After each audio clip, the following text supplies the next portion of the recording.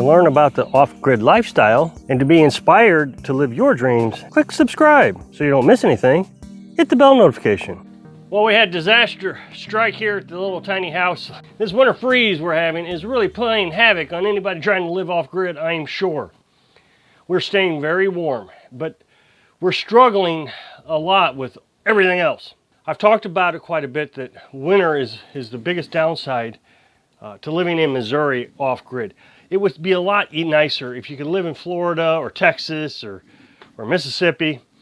But everywhere I look, Florida especially, just doesn't allow you to live off-grid. All kinds of restrictions on tiny houses. Mississippi has a lot of issues because of the hurricane. They took money from FEMA, and so FEMA kind of regulates the codes in Mississippi.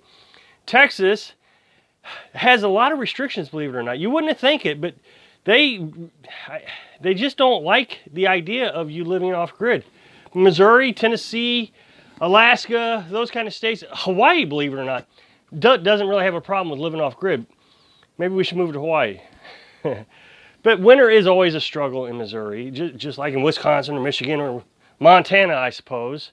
My biggest concern has been water. I want to make sure that we are better than house dwelling, living in a regular house with all the utilities. Most of the houses that I've lived in my life, when it gets this cold, water just freezes. It's inevitable, of course. You do everything you can to stop it. You put heat tape on different things. As you know, and I need to repeat this is important, I've been trying very hard to keep our water flow going. And so what I've been doing, I'm not going to turn it on because I got kind of everything set, is I've been dripping water real slow. And so what it did was overnight, it filled one bucket of water. So 5 gallons a night. And that was almost 12 hours before it filled up. So I figured that was doing pretty good. But before I was doing that, I was dripping water into the shower. Wasn't saving the water. And Carolyn said, hey, why don't we save the water? That way you don't have to fill it up as much. Because I have to fill the tank up, which is inside that box right there. Got a 275 gallon tank. So I got to fill that up with the well every now and then. And with it being so cold, it would be difficult to fill it up, trying to keep everything from freezing. And now what we can do is, she did laundry as a matter of fact, with the bucket that we filled up last night. So now we have about another half a bucket, well, not even quite a half a bucket of water here. To explain our system, like I said, we got that 275 gallon tank, and we have a RV pump that pumps water from the tank into our shower. We have an on-demand water heater here. And when we go back here, maybe you'll see I have a battery that runs the RV pump. I got a battery charger that hooks up to our solar panels. Then I have this piece of ventilation right here going from about right here down. Then I wrapped it up in thermal blankets. I don't know. They give those away for hurricanes. Dad gave them to me. They had a hurricane down there and Red Cross gave them these blankets. And they're really nice. So I wrapped that up to give it insulation. And so that ventilation goes outside into that box. The box is insulated with styrofoam insulation. Now, a lot of people said I should have put batting, the fluffy fiberglass insulation out there. The problem with that is it's bound to get wet. When I fill the water does tend to splash around a bit, and it gets wet, then it's going to be difficult to dry out. So that's why I went with the styrofoam. I recognize styrofoam does not insulate as well as the fiberglass insulation, but if you get it wet, the fiberglass wouldn't insulate either. 6 one way, half a dozen the other, I suppose. So everything's going good. I haven't had a freezing problem with the water coming into the house. Now, since I've insulated that pipe, I've gotten the temperature to raise from 29 degrees to almost 31 degrees. We also ran an extra pipe inside the tank so it would run down to the bottom of the tank instead of at the top of the tank. So we insulated that pipe. So we're getting warmer. We're figuring things out. So our incoming water doesn't seem to be an issue. We've gotten down to 9 degrees. Now this weekend we're getting down to, I think it's -2 degrees. So that's going to be 11 degrees colder than our coldest nights. The other thing is the tank stays pretty warm. I fill the tank on those nights that are going to be really cold. I fill the tank up from the well, and the well warms the water in the tank. And that stays pretty warm. It's hard to change that much water temperature. The thing is I got so focused on water coming into the house, I wasn't thinking about water going out of the house. So yesterday, Carolyn was doing dishes and she noticed the shower was no longer draining. And I thought, oh no, something froze. Now, after I installed the shower, I did not put a P-trap. Now, a P-trap is a little loopy thing. If you go underneath your sink, you'll see a P-trap. It comes down from the sink, it loops up, and it looks like a shape of a P, the letter P.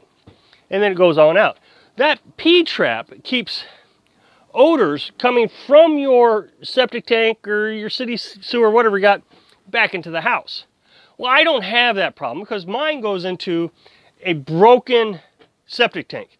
There's no sewage in it. The only thing that's in it is gray water that we have been running through the shower. And then it goes through the drain field, and it works out very nicely. I don't even need the septic tank, to be honest. It's just, it was there, so I'm using it. It's broke. So the shower water and the sink water and all that goes down into that broken septic tank. Well, I didn't want to put a P-trap because P-traps freeze so bad because you got to put the P-trap underneath the house. And then I ran the plumbing from the shower, as you can see, right here. That's the manual log splitter, in case you're curious. So I ran it all the way down, and it has worked great. It's important that when you run your drain pipe, that everything goes downhill, because water runs downhill. And the way you do that is you get your level like this. I don't know if you can see the bubble, but everything is downhill. So in order to get it to go uphill, see how high I have to lift the level? So everything's going downhill. All the way down, there is no low spots. And so I come further down, and again, no low spots. Everything's going downhill. Yesterday, this froze, and I didn't understand, why did it freeze? Everything's flowing downhill, should have been just fine. I came out to investigate, and literally the whole pipe is frozen all the way down. I was just gonna come out and thaw it, but the whole pipe is frozen. And I'm thinking, holy cow, that much water went down there before it froze. I don't know what's going on, I didn't understand it.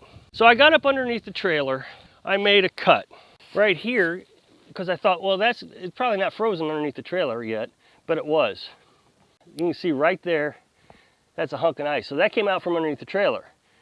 Well, that didn't do me any good. So I had to make another cut right here, which wasn't frozen. So now what I'm doing is all the water is coming out of the shower underneath the house is going down into a bucket. I fill the bucket up, and then I go underneath the trailer, take the bucket out. Well, now the bucket's frozen, right? So I bring it into the house, I let it thaw out, I take it down to the broken septic tank, I dump it into the septic tank, which eventually goes down into the drain field. And then when everything thaws out, I actually have some spare parts and resplice that pipe back together. Joint connectors right here. It's an easy fix, and now we have water again. Of course, now it's middle of winter, I'm climbing underneath the trailer every time the bucket gets full. But that's okay. Lesson learned. I'm trying to figure out, why did it freeze? Everything goes downhill. Well, the thing I was doing to keep the incoming water thawed out is what froze my outgoing water. I was told you at the beginning of the video that I'm dripping water into the shower. Now we're dripping it into the bucket. The little drips, what is happening, it goes down the pipe, and as it goes down that long length of pipe, it's getting colder and colder and colder, and it's already coming out of here like 40 degrees, so it doesn't have to get much colder before it freezes. By the time it got to the end of the pipe, it froze. So I got this little drip of water down there at the end of the pipe, it froze. And then the next drip goes all the way down and it freezes, right? About the same spot. And so eventually you have this ice dam. And now no water is going through. And it just keeps backing up and backing up.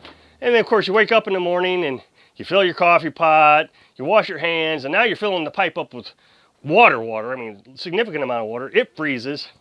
And before you know it, you're frozen. So, lesson learned. It's unfortunate that this happened, and it was because I was stupid. I didn't think about it. I was so focused on keeping this thawed out that I wasn't thinking about what I was going to do out there.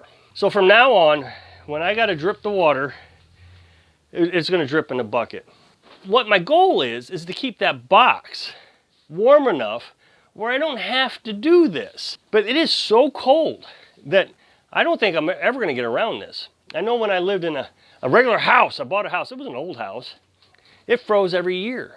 The incoming pipes, the outgoing pipes, the drain pipes from the kitchen sink, when they installed it, it had a warp in it, it warped. So there was this dip, and so it always held water in this little dip. And it took me, I bet 3 winters to figure out why it was freezing there, because it was underneath the house, and I couldn't get a level in there very well. Well, one year I decided, you know what, I got to figure this out, what's going on. And there was a dip in it. So I got a coat hanger, and I was able to prop it up a bit so the water would drain correctly. So it happens in homes also. I feel like I really did try to address all the issues, but we got to learn as we go. So I hope I can inspire you to never give up and learn as you go. Thanks for watching.